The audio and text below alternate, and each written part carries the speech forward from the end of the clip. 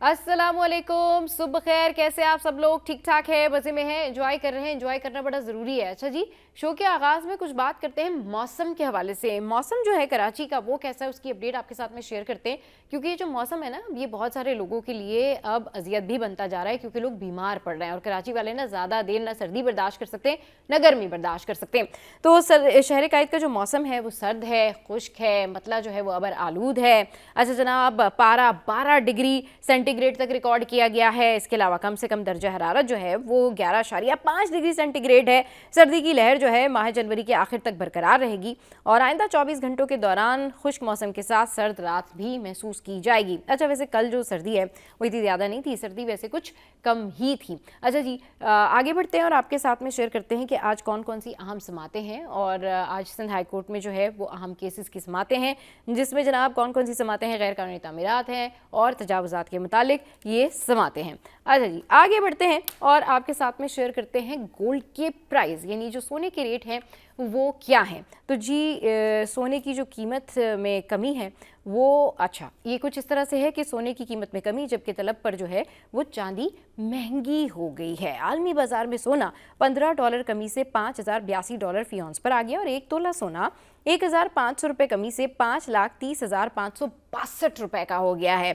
10 ग्राम सोना 1,286 रुपये कमी से 4,54,871 का हो गया और 1 तोला चांदी 212 रुपये इजाफे से 11,640 रुपये की नई बुलंद तरीन सतह पर जो है वो आ गई है। अच्छा जी, अब कुछ बात कर लेते हैं हम कि ओवरऑल जो हमारे स्टार्स हैं जिनके बारे में ये कहा जाता है कि क्या उन्होंने कोई ट्रीटमेंट ली हुई है, क्या उन्होंने कोई ट्रीटमेंट करवाया है, तो इस हवाले से ना हम हानिया आमिर के बारे में बात करते हैं। आपको याद होगा एक डॉक्टर थी जिन्होंने कहा था कि हानिया आमिर जो हैं उन्होंने अपने डिम्पल्स आर्टिफिशियल तौर पर जो है वो करवाए हुए हैं, उसकी ट्रीटमेंट करवाई हुई है। अब इस हवाले से उनकी जो कज़न है वो सामने आई और उन्होंने इस हवाले से बात की कि उन्होंने उनकी जो बचपन की तस्वीरें थी वो शेयर की, जिसमें उनके डिम्पल मौजूद हैं। और उन्होंने कहा कि जी देख लें, जो लोग इस तरह से बातें बनाते हैं कि हानिया आमिर ने कोई ट्रीटमेंट करवाई हुई है, ऐसा बिल्कुल भी नहीं है। और जाहिर सी बात है, जब आप कोई खबर किसी के बारे में गलत बता रहे होते हैं तो उसके ऊपर बनता था कि हानिया आमिर भी रिएक्शन देती, लेकिन उनकी बड़ी अच्छी बात है कि उन्होंने तो कोई रिएक्शन नहीं दिया, लेकिन उनकी कज़न ने जो है ये बात जो है क्लियर की और उन्होंने कहा हानिया आमिर का ताल्लुक पिंडी से नहीं है, हानिया आमिर कराची में रहती थी और बहुत अच्छी फैमिली से जो है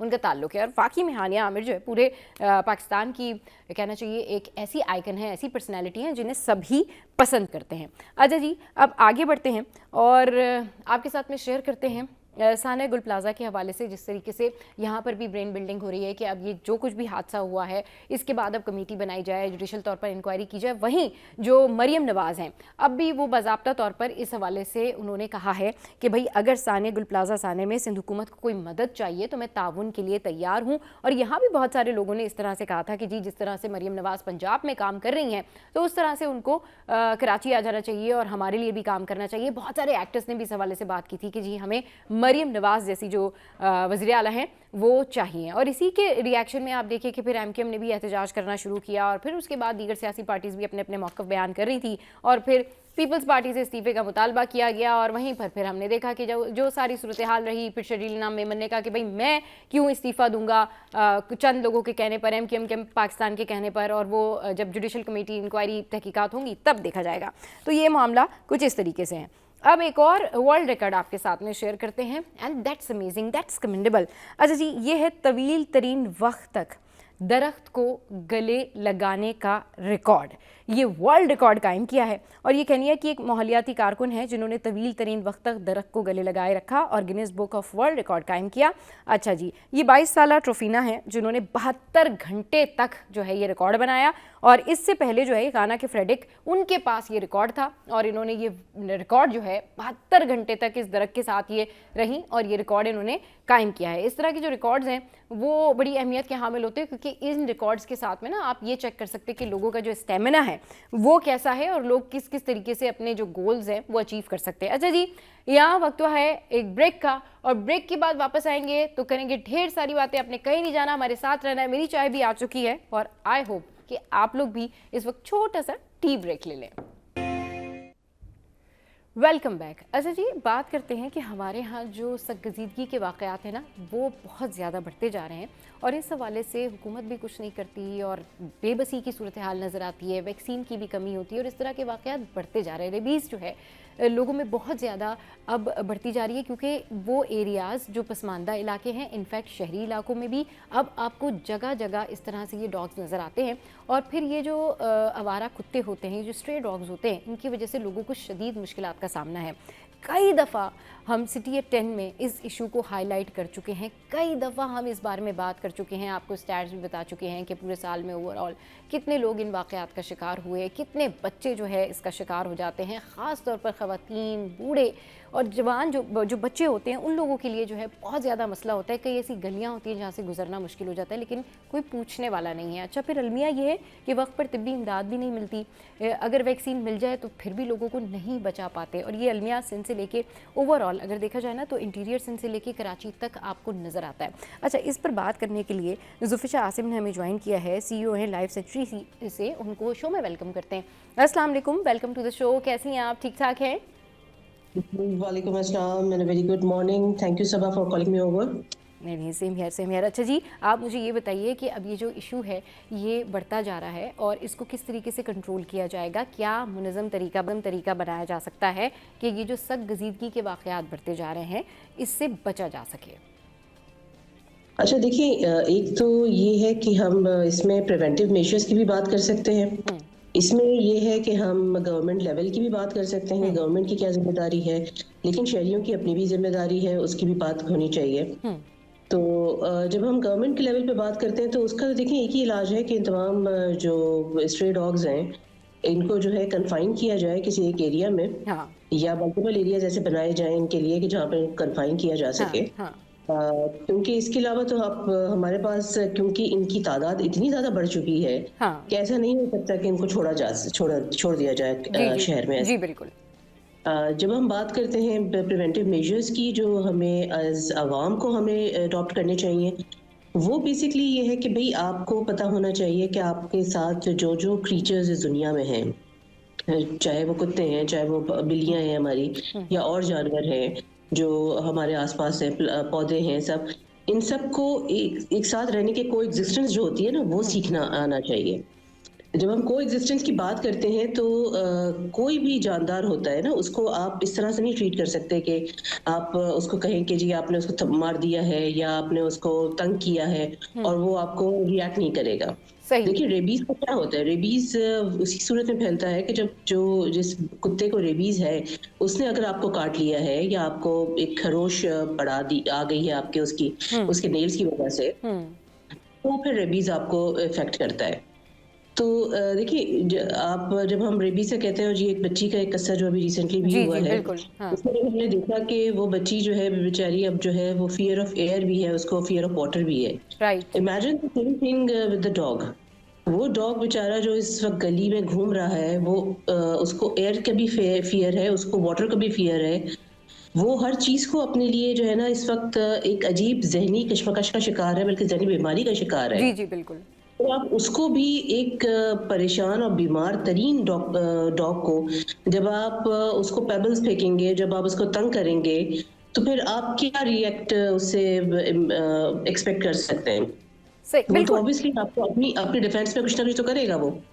हाँ, तो बिल्कुल, ये आप बिल्कुल ठीक कह रही हैं कि अब ज़ाहिर-सी बात है, आपने कहा कि किस तरह का डॉग है जिसके अंदर ये प्रॉब्लम है, और अगर आप उसको तंग कर रहे हैं, अगर आप उसको टीज़ आउट कर रहे हैं, तो डेफ़िनेटली फिर वो अपने डिफेंस में इस तरह से करेगा। लेकिन फिर सवाल वहीं आ जाता है कि चाहे इंसान हो या फिर चाहे कोई भी, मतलब जानवर भी हो, हमें उनकी भी परवाह करनी है, और इंसान तो हैं ही अशरफुल मखलूक़ात। तो ये जो अशरफुल मखलूक़ात हैं, ये जो इंसानियत है, इनको इस तरह के वाक़यात से बचाने के लिए क्या करना चाहिए कि आपका जो डॉग है जिसके अंदर रेबीज़ एलिमेंट है, जिसके अंदर प्रॉब्लम है, जिसके अंदर बीमारी है, उसको भी आप वो मैटर सॉल्व करें और आप इंसानों की भी जान बचाएं। क्योंकि इन दी एंड जो छोटे छोटे बच्चे हैं, जो बुजुर्ग हैं, जो ख़वातीन हैं, वो आए दिन ऐसे वाक़यात का शिकार हो रही हैं। तो आप क्या समझती हैं कि व्हाट्स योर प्लान? आप लोग क्या कर सकते हैं मिलकर इसके हवाले से? क्या अपने प्लेटफॉर्म से आवाज़ उठा सकते हैं? क्या सजेशन दे सकते हैं गवर्नमेंट को? देखिए गवर्नमेंट का सजेशन तो सिर्फ यही है कि भाई वो एक तो काम ये करें कि इनको कन्फाइन करें किसी एक एरिया में। दूसरा ये कि जो एक और सजेशन है वो गवर्नमेंट लेवल पे भी और जो कम्युनिटी लेवल है उस पर भी, कि अवेयरनेस सेशंस इसमें ज़्यादा से ज़्यादा दें। क्योंकि कुत्तों के भी या जानवरों के भी एक सर्टेन बिहेवियर्स होते हैं। जिनको देखकर इंसान जज कर सकता है कि हाँ, ये जो है वो सही है या सही नहीं है, या इस वक़्त ये भूखा है या इस वक़्त ये खुश है। तो ये बिहेवियरल स्टडी जो है, बेसिक बिहेवियरल स्टडी, ये सबको पता होनी चाहिए। इसके लिए आप कैंपेन ये भी कर सकते हैं कि जी भई जब इतने-इतने इश्तिहारात दिए जाते हैं, तो ज़रा ये वाले इश्तिहारात भी दिए जाएँ कि बिहेवियर स्टडी को शो किया जाए। स्कूल्स में स्पेशल उसके लिए कुछ सेशंस होने चाहिए। यूनिवर्सिटी कॉलेजेस में सेशंस होने चाहिए और उन बच्चों से कहा जाना चाहिए कि जब आप घर जाएँ तो अपने पेरेंट्स को इसके बारे में ज़रूर बताएँ। कुछ पैम्फलेट्स होते हैं वो छपने चाहिए। तो ये बिल्कुल। इस तरह से करके अवेयरनेस फैला सकते हैं। अच्छा, क्या होता है कि कुछ दफ़ा ऐसा होता है, बाज़ वाक़यात में ये भी होता है कि बच्चे घर जाके नहीं बताते। ये बात हम आपने भी की, ये बात हम भी अपने प्लेटफॉर्म से करते हैं कि एक तो वालिदैन बच्चों को ट्रेन करें कि उनके साथ कोई भी इंसिडेंट होता है तो वो घर जाकर ज़रूर बताएं। समटाइम्स ये होता है कि डॉग बाइट हुआ, वो इतना हार्मफुल नहीं है, ज़्यादा ब्लीडिंग नहीं हुई, ज़्यादा बच्चों को लगा ऐसा कुछ नहीं है और उन्होंने घर में नहीं बताया, तो इमरजेंसी केयर नहीं हो सकी, वैक्सीन नहीं हो सकी। एक तो पॉइंट ये कि बच्चे घर जाके ज़रूर वालिदैन को बताएं कि उनके साथ क्या कुछ हो रहा है। दूसरा ये कि अभी आपने कहा इसके हवाले से आपने कहा मेरा सजेशन तो यही है कि भाई इनके हवाले से भी हिकमत अमली बनाई जाए। अब मज़ीद क्योंकि यहाँ पर ये प्रॉब्लम बढ़ता जा रहा है, तो आप क्या समझती हैं, आपको क्या लगता है कि इस मसले को कैसे सॉल्व किया जाए, क्योंकि ये इंसानी जानों का मामला है। अब आपने अपनी जो है वो स्ट्रेटजी बताई, लेकिन ऑब्वियसली वो ओवरकम नहीं होता, उसके ऊपर इम्प्लीमेंट नहीं होता, तो व्हाट्स द सोल्यूशन? फिर क्या किया जाए? कोई बीच की राह निकाल ली जाए, कुछ ऐसा कर लिया जाए कि फिर लोगों को या तो आइडेंटिफाई कर दें कि भाई फला जगह से ना जाएं, फला जगह से ना जाएं। कर क्या सकते हैं इस मामले में? नहीं देखिए, फला जगह से तो आप नहीं कह सकते पॉसिबल नहीं है ना। क्योंकि हाँ, वही मैंने कहा ना कि सोल्यूशन क्या है इसका। जी सॉल्यूशन मैंने आपको ये बताया ना कि आपको अवेयरनेस देनी है लोगों को कि भाई आप जैसे आपका शो है लेट्स से हाँ, के लाइक आप जैसे अगर आप 5 मिनट निकाल लेते हैं जी और जी एक बिहेवियरल स्टडी बता देते हैं कि जी इस डॉग से आपने इस तरह से बचना है, इस तरह से करना है, अपने बच्चों को ऐसे प्रोटेक्ट करना है। सही। 5 मिनट की हार्डली उसमें एक सर्टेन स्लाइड्स ही होगी। बहुत ये से जो ऐसे बिहेवियर स्टडी के बारे में आप बात करी हैं, इसके की पॉइंट्स क्या है, हमारे साथ शेयर कीजिए। देखिए बिहेवियरल स्टडीज़ की तो मैं आपको फिर पिक्चर ही दिखाकर बता सकती हूँ जी कि जी जो डॉग है उसका सर्टेन अगर वो लेट्स से कि मैं आपको एग्जांपल दूँ कि अगर वो अपनी टेल को जो है वैग कर रहा है, हाँ। तो वो खुश है उस टाइम पर। अच्छा उस जब वो नीचे उसका सर है तो वो मतलब इस वक़्त भूखा है। तो अच्छा। ये सब चीज़ें जो हैं फिर आपको ये तो एक सर्टेन पिक्चर्स होती हैं जिसको शो करा जा सकता है कि भई इस तरह से अगर आपको कोई लग रहा है, तो हाँ आप उसको अकॉर्डिंगली ट्रीट कर दें। सही। अपना जो हम लोग खाना-वाना खा रहे होते हैं, एक कम्युनिटी अपने एक जगह बनाए जहाँ पर वो उस तरह के खाने को रख दे, तो उनको वहीं पे खाना मिल जाया करे, वो हर जगह इधर-उधर ना घूमा करें। ये एज़ कम्युनिटी हम थोड़ा-सा प्रिवेंटिव मेजर्स ले सकते हैं। बच्चों को हम ज़रूर बताएँ कि बेटा अगर आपको कुत्ते के आस-पास से भी अगर आप गुज़र रहे हो, उसने आपको टच भी किया है, तो ज़रा आप बताओ ताकि हम डॉक्टर को फ़ौरन बता सकें, अदरवाइज़ ये खतरनाक मर्ज़ है। जैसे जब कोविड आया था, जी तो कितनी लोगों को अवेयरनेस दी गई थी, लोगों को बताया गया था, हर तरह से समझाया गया था। हाँ तो ये भी इमरजेंसी सिचुएशन ही हम एंटर हो चुके हैं। ये लोगों को बताना ज़रूरी है। सही। ये गवर्नमेंट लेवल पे और कम्युनिटी लेवल पे और मीडिया भी इनफैक्ट हम हर तरह के जो भी हमारे ऑर्गेनाइजेशंस हैं, हम सब ज़िम्मेदार हैं इस चीज़ के लिए कि हमें इस चीज़ को स्प्रेड आउट करना चाहिए। अच्छा, ये आपने बहुत अच्छी बात की मैम कि हमें बिहेवियर स्टडी पढ़ानी चाहिए और अवेयरनेस देनी चाहिए। स्कूल्स में भी जो है वो आई मस्ट से कि टीचर्स को ज़रूर बताना चाहिए बच्चों को कि अगर आप कोई भी इस तरह से देखते हैं डॉग, या आप देखते हैं कि आप उस गली से जा रहे हैं जहाँ पर एक ऑलरेडी डॉग मौजूद है, आप उसे नहीं जानते हो, किसी का पेट नहीं है, तो डेफिनेटली आपने उसके साथ किस तरह से बिहेव करना है, आपने अपने आप को कैसे बचा के वहाँ से निकालना है। ये बिल्कुल आपने ठीक कहा कि ये स्टडी, बिहेवियर स्टडी पढ़ानी चाहिए, लेकिन अनफॉर्चुनेटली हमारे यहाँ इस हवाले से कोई बात नहीं करता। लोग अगर बात करते हैं तो ये कहते हैं कि जी ठीक है, उस गली में ना जाना, वहाँ पर बहुत सारे जो है वो डॉग्स मौजूद हैं और ऐसा ना हो कि वो हमें काट लें। ये जो डर है ना, ये शायद बिहेवियर स्टडी तक हमें पहुँचने ही नहीं देता। तो डर से अपने आप को बचाने तक का जो एक रास्ता है या सफ़र है ना, हमें वो तय करना है। कम से कम जब गवर्नमेंट इस हवाले से कुछ नहीं कर रही है, बहुत ज़्यादा इकदामात नहीं हो रहे हैं, कोई हिकमत अमली नहीं बनाई जा रही है, वैक्सीन है तो कहीं वैक्सीन शॉर्ट हो जाती है, कहीं अस्पतालों में प्रॉब्लम हो जाती है, कहीं आए रोज़ के ये वाक़यात हो रहे हैं, तो इसमें हमें ये अवेयरनेस ज़रूर क्रिएट करनी है कि डर को मार के आपको ये स्टडी कैसे सीखनी चाहिए। देखिए, आजकल देखिए ना हर किसी के पास मोबाइल है, हाँ हर किसी के पास एक्सेस है। ऐसा सही। नहीं है कि आपको हज़ारों चीज़ें आपको नेट पे मिल जाएँगी, आपको आप गूगल करें, आप अब तो लोग चैटजीपीटी पे ज़्यादा जाते हैं, आप करें, आपको हर तरह की इन्फॉर्मेशन मिल जाएगी। ये और बात है कि आप लेना चाहते हैं उसको कि नहीं लेना चाहते। मैंने कहा ना, जब आप एक चीज़ को इमरजेंसी डिक्लेयर करेंगे, जब आप उसको इमरजेंसी सिचुएशन को हाँ, जब आप एंटर होंगे, हाँ, उसको फिर आपको हैंडल भी उसी तरह से करना होता है। तो व्हेन वी से कि जी हमें इससे कैसे बचना है, तो देयर हाँ, is plenty of studies available at the net. तो लोग जाकर वहाँ देख सकते हैं, वीडियोज़ हैं बेइंतहा, वो देख सकते हैं। अगर आपने पर्सनल लेवल पे इस पे करना है, कम्युनिटी लेवल पे करना है, तो लोग एक कम्युनिटी बनाएँ और उस पे बात करें, उस पे काम करें। हर जगह आप पैम्फलेट्स भी लगा सकते हैं, तो उसकी जैसे हम हॉस्पिटल्स हो गए, हॉस्पिटल्स में आप एंटर हो रहे हैं, तो हुँ, आपको पता होगा कि जी हुँ, रेबीज़ के लिए ये करना है। हुँ, आप क्लिनिक में जा रहे हैं, आपको पता होगा कि जी रेबीज़ के लिए ये करना है, या हुँ, डॉग बाइट के सूरत में ये करना है। हुँ, डॉग बाइट कोई नई चीज़ नहीं है, हमेशा हुँ, से होती रही है। हुँ, रेबीज़ हाँ, अलबत्ता ये अभी फैलना शुरू हो गया है, ये हमें अभी इन्फॉर्मेशन आनी शुरू हो गई है उसके बारे में। सही। लेकिन जब भी उससे पहले भी जब डॉग बाइट कभी होता था, तो फ़ौरन रश किया जाता था हॉस्पिटल की तरफ, और उसकी वैक्सीनेशंस लगवाई जाती थी, उसके इंजेक्शंस लगाए जाते थे। बिल्कुल, इस हवाले से अ, एहतियात की जाती थी और अभी भी अवेयरनेस की ज़रूरत है। बहुत शुक्रिया ज़ुफ़िशा मैम, आपने हमें जॉइन किया और बहुत अच्छी बात की आपने कि जहाँ पर हमें ये सिखाया जाता है कि जी हम डर के भाग जाएँ या हमको नुकसान हो जाए उस गली में खड़े उस गली में मौजूद उस कुत्ते से जो कि आपको काट लेता है, उसके बजाय कम से कम हमें बिहेवियर स्टडी सीखनी चाहिए। हमें ये सीखना चाहिए कि हम अपना डिफेंस कैसे कर सकते हैं। चलिए जी, शो में अब वक्त तो एक ब्रेक का। ब्रेक के बाद वापस आएंगे तो फिर मिलवाएंगे आपको एक ज़बरदस्त पर्सनैलिटी से। हमारे साथ रहिए। Welcome back. विंटर सीजन है और इस सीजन में स्किन केयर करनी है तो कैसे करें। इस सीजन में स्किन केयर ऐसे कर सकते हैं कि हम अच्छे से हर्बलिस्ट से पूछ सकते हैं कि हमारे फेसेस पर जो एक्नी होती है उसको कैसे ठीक किया जाए। हमारे फेस की जो स्किन है वो उसके ऊपर झाइयाँ झाइयाँ सी हो जाती हैं, उसका क्या इलाज है। और इसके अलावा टू टोन स्किन जो सबका मसला है, क्योंकि सन ब्लॉक तो हम लगाते नहीं हैं, एहतियात हम करते नहीं हैं और उसके बाद फिर टू टोन स्किन हो जाती है, झाइयाँ झाइयाँ सी बन जाती है और आपकी स्किन का जो रियल और नेचुरल कलर है वो कहीं मध्यम हो जाता है। तो अपने कलर को ब्राइट करने के लिए, स्किन को वाइट करने के लिए आज हमारे शो में ये बताने के लिए हुमैरा मौजूद है कि स्किन कैसे चमकदार हो जाएगी। हुमैरा, अस्सलाम वालेकुम, welcome to the show, good morning.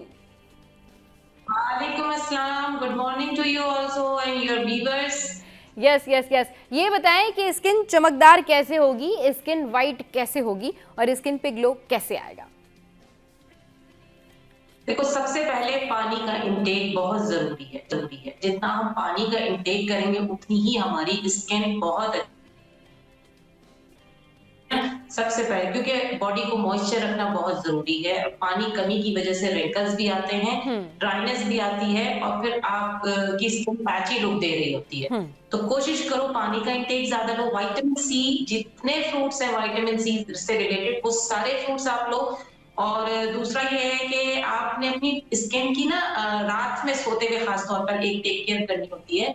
तो उसमें एक छोटी सी क्रीम बता रही हूँ। हम्म। आप जब लेमन को स्क्वीज करो तो उसके छिलके ना फेंकें, छिलकों को थोड़े से रोज अच्छा वाटर अच्छा में आप हुमैरा, ये ब्लेंड जो कर आप लीजिए। अभी अभी ये जो क्रीम बनाना सिखा रही हैं, ये स्किन वाइटनिंग के लिए है, ग्लो के लिए है?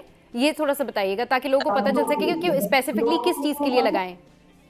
हाँ, देखो, मैं कभी व्हाइटनिंग को प्रमोट नहीं करती हूँ। Hmm. Whitening is not necessary. आपकी स्किन को ग्लो करना जरूरी है। हाँ। और आपकी स्किन जो एक देखो, नेचुरल टोन एक अलग चीज होती है जो अल्लाह ताला ने कुदरती दी है, सही। उसको आपको बरकरार रखना है। हम्म। तो आप उस टोन को वापस अपनी कंडीशन में वापस ले आए और हम्म। एक से दो टोन अच्छी हो जाए, तो उसके लिए ये रेमेडी बता रही हूँ मैं। हम्म। आपने जो लेमन के छिलके होते हैं ना, उसको फेंकना नहीं है। हम्म। आपने रोज वाटर उसको अच्छी तरह ब्लेंड कर लेना। उसके बाद आप स्ट्रेन से छान लें, स्ट्रेनर से छानने के बाद वो जो पानी आपके पास बचा है, उस पानी के अंदर आपने एलोवेरा जेल, आपके पास ओरिजिनल घर में लगा हुआ है वो ले ले, या बाजार में आपको जो भी मिलता है एलोवेरा जेल, आपने जितना पानी है ना हम्म। उसके अंदर जेल उतना मिलाएं कि वो एक थिक सा टेक्सचर बन जाए। ठीक है, वो आपने क्रीम रेडी कर लेनी है। और 2 से 3 विटामिन ई के कैप्सूल्स है, मार्केट में आम मिल जाते हैं, वो आपने उसमें ऐड करना है। हम्म। और थोड़ी सी ग्लिसरीन, ये 4 चीजों का मिक्सचर आप बना के रख लीजिए। रात को आप इसको अच्छी तरह लगाएं, हाथों पे, पैरों पे, बॉडी पे लगा के अच्छी तरह। खास तौर पे पैरों के जो क्रैक्स हो जाते हैं ना, ये उसके लिए भी बहुत अच्छा है। हम्म। तो आपने लगा के सो जाना है, छोड़ दीजिए कि आपने इसको छोड़ेंगे तो स्किन इरिटेट करेगी, कुछ नहीं होगा। अच्छा। आपने रात को लगा के सुबह वॉश करना, आप देखेंगे स्किन इतनी सॉफ्ट हो जाएगी। कोई मॉइस्चराइजर लगाने की जरूरत नहीं है। ये 4 चीजें बना के आप घर में रख लीजिए। स्किन आपकी ग्लो भी करेगी। और पानी का इंटेक याद करें कि 8 ग्लास 10 गिलास लाजमी पीना है आपने।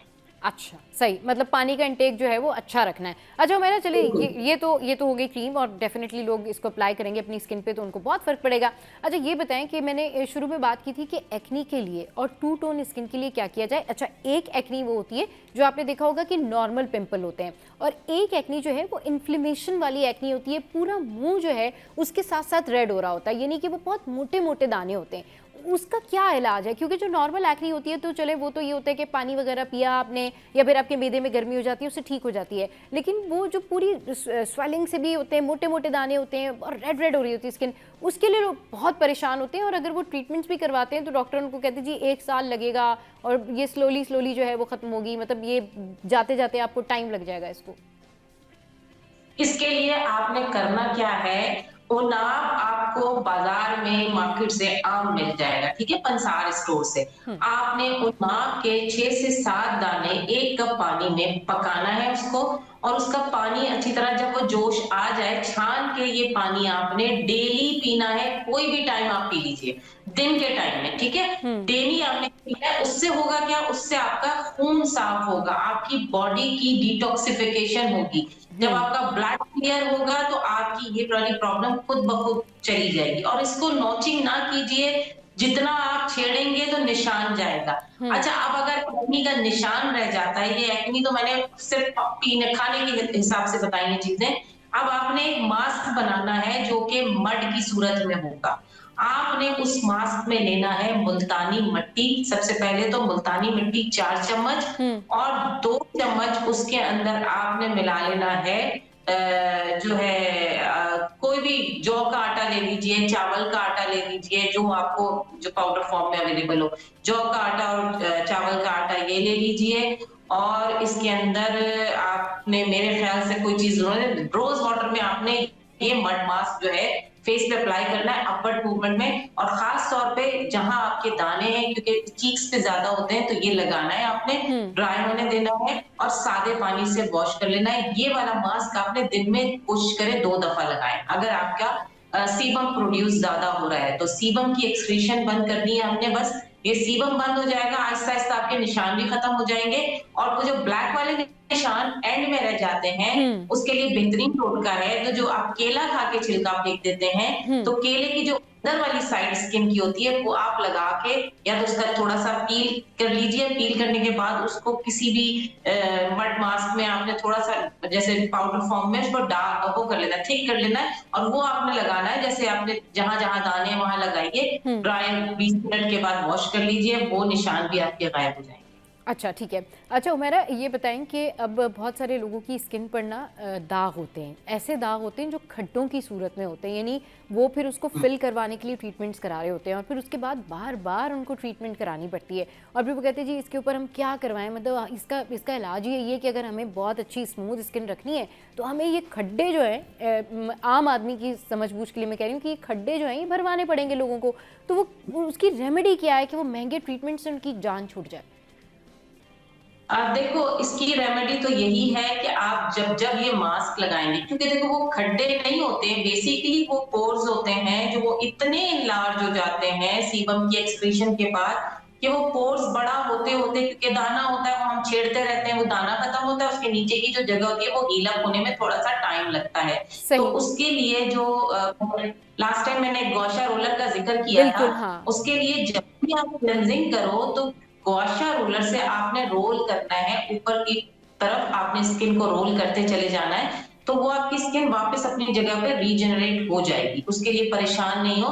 मास्क लगाइए, जितना आप मास्क लगाएंगे वो पोर्स अपनी कंडीशन में वापस आ जाएगा। अच्छा, अब एक चीज और करनी है इस तरह की कंडीशन वालों के लिए जो हम्म। ज्यादा जल्दी हील अप करना चाहते हैं। हम्म। फिटकरी आती है, ठीक है। फिटकरी, ऐसे तो आपको टाइम नहीं मिलता कि आप बाकायदा मास्क लगाएं, हम्म। बैठें। आप वॉश बेसिन पे जहां आप मुंह धोते हैं, वो फिटकरी का इतना सा पीस आप वहां रख दीजिए किसी बॉटल में, किसी जार सही। में। सही। आपने जब मुंह धोना है, गीला करके फिटकरी को उस जहां दाने हैं, आप जहां पोर्स आपका लार्ज इनलार्ज हो रहा पोर्स हैं है आप कह वहां रही हैं ना? हाँ। लगाइए। हम्म। हम्म।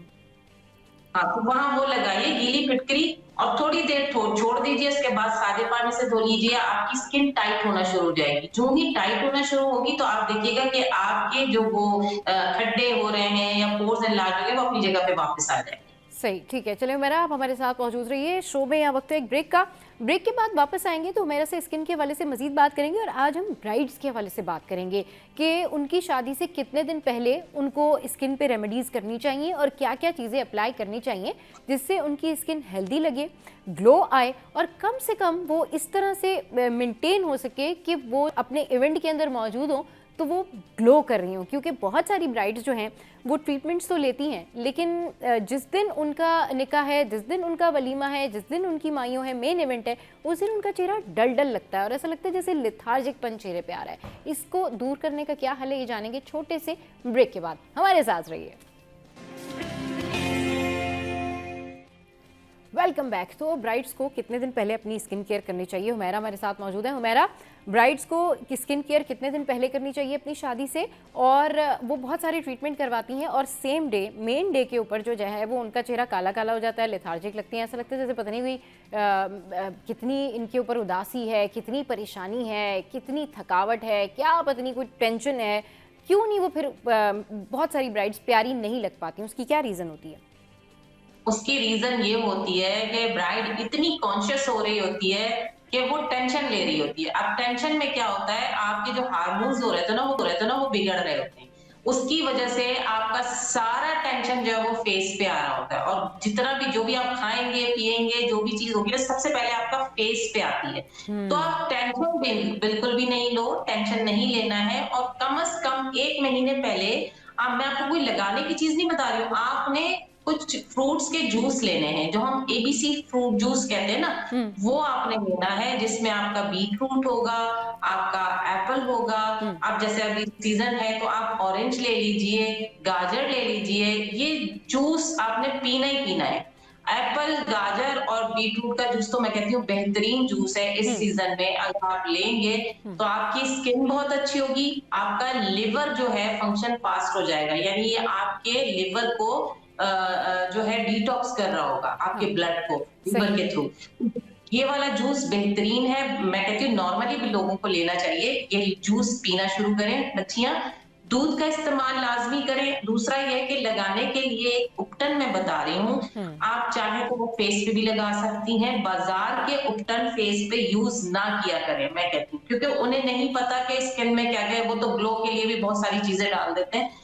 कोशिश करें, उपटन आपने बनाना है, आपने 4 चम्मच बेसन लेना है, उसके अंदर 2 चम्मच चावल का आटा लेना है, उसके अंदर आपने 1 क्वार्टर टी स्पून हल्दी का डालना है, और उसके अंदर बीट रूट पाउडर आपको मार्केट से मिल जाएगा। आपने 2 खाने के चम्मच बीट रूट पाउडर डालना है, और आपने जब इसको पाउडर मिक्स करके रख लेना है। जब आप इसको बनाएंगे 1 चम्मच निकालिए।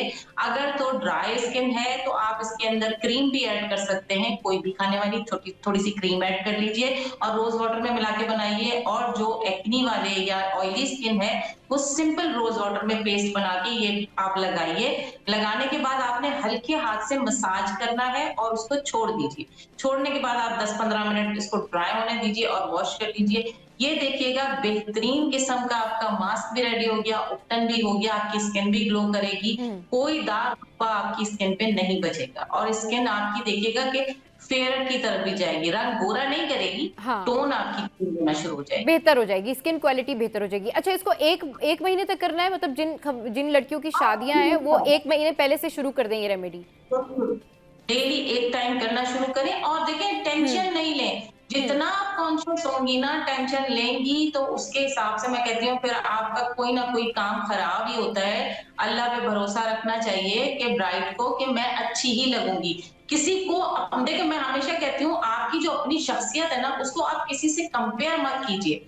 आप आईने के सामने अपना तज्जिया खुद कीजिए कि मैं सबसे अच्छा हूँ, सही, मुझे किसी कॉन्फिडेंस रखना किसी से चाहिए। बिल्कुल सही कह रही है, मुकाबला अपनी पर्सनालिटी पे कॉन्फिडेंस रखें और अच्छी अच्छी रेमेडीज करें, आप अच्छी लगेंगी। अच्छा, मुझे ये बताएं कि अब थोड़ी सी ना सेहत के ऊपर आते हैं, सेहत की बात करते हैं, थोड़ा सा ब्यूटी से बाहर आते हैं। ये बताएं कि हड्डियों के लिए आप हमें बहुत अच्छी एक रेमेडी बताना चाह रही थी कि जिससे जोड़ों का दर्द, हड्डियाँ मजबूत होंगी, तो हमें बताएं कि क्या रेमेडी आप हमारे साथ शेयर कर रही हैं? देखो अभी आजकल ना एक वायरस बहुत हुआ है जिसमें अचानक लोगों को बुखार चढ़ रहा है, हुँ, हड्डियां पूरी दुख रही हैं और उसके बाद लेथार्जिक हो रहा है, मतलब खाना भी नहीं खाया जा रहा। तो उसमें मैं एक रेमेडी बताती हूँ जिसमें हुँ, आपने खजूर लेनी है। आप कोई भी टाइप की खजूर आप ले सकती है, ठीक है। खजूर में मैंने गुठली निकाल दी है। हुँ, अब इस खजूर के अंदर ये देखो मैंने सफेद तिल लिए हैं, ठीक है। सही, ये आपको इसमें भर लेने हैं, सफेद तिल। ठीक है, सफेद तिलों को आपने इसमें भर लिया। सही, ये खजूर बना के रख ली। हुँ, ये इस तरह की खजूर आप बना के रख लीजिए। बच्चे भी खाएंगे, बच्चे 2 खा सकते हैं, बड़े जो हैं वो 3 भी खा सकते हैं। दिन में आपने 1 खजूर खाने के बाद ये खूब चबाना है। इसके अंदर देखिए खजूर की आपके पास न्यूट्रिशन वैल्यू भी आ गई एंड व्हाइट तिल की भी आ गई। व्हाइट तिलों में कैल्शियम जो होता है भरपूर होता है। जब आप इसको चबा के खाएंगे तो आप देखिएगा कि ताकत महसूस करेंगे आप। ये खजूर आपने खा ली, सर्दियां पूरी सर्दियां आपने इस खजूर को अगर खा लिया तो आप देखिएगा कि आपको हड्डियों की प्रॉब्लम भी नहीं होगी। हुँ, और जो मैं दूध हमेशा बताती हूँ कि रात को आपने हल्दी वाला दूध पीना है जिसमें 2 काली मिर्चें, थोड़ी सी हल्दी हुँ। और सिनेमन स्टिक होती है, ये पका के ये दूध पी लें। पूरी सर्दियां आप भूल जाएंगे, आपको किसी किस्म का कोई दर्द होगा, आपको कोई वायरल इन्फेक्शन छुएगा, वायरल इन्फेक्शन भी आपको नहीं होगा।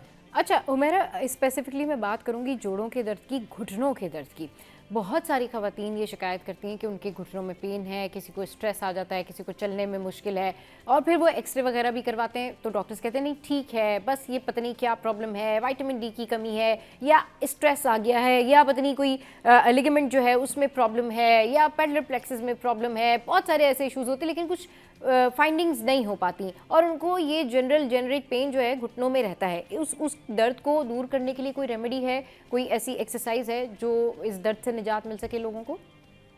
बिल्कुल एक्सरसाइज, देखो खाने की हम बहुत सारी चीजें खा रहे होते हुँ, हैं। इसके अंदर हम जो है अगर सुबह साबूदाना की खीर खाएँगे तो आपका कार्टिलेज भी बनेगा और हाँ, आपको आपके लिए फ़ायदेमंद होगी। दिन में बता रही हूँ क्योंकि अभी ठंड है तो साबूदाना की खीर आपने दिन में खानी है, ठीक है? हुँ, प्लस ये कि आपने अपने पैरों को ना इस तरह स्ट्रेट रखना है और इस पंजे की तरफ से आपने इसको स्ट्रेच करना है ऐसे, हाँ, ठीक है?